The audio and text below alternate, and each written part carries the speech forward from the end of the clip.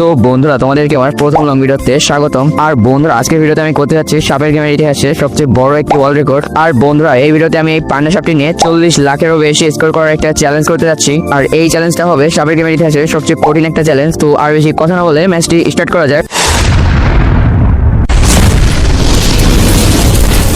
তো বন্ধুরা এখানে কিন্তু ম্যাচটা হয়ে গেছে স্টার্ট। আর আমি এখানে ভিডিওটা অনেক বেশি ফাস্ট করে দিয়েছি যাতে তোমাদের সময় নষ্ট না হয়। আর না টেনে সম্পূর্ণ ভিডিওটা দেখতে থাকো এবং ভিডিওটা একটা লাইক দিয়ে দাও।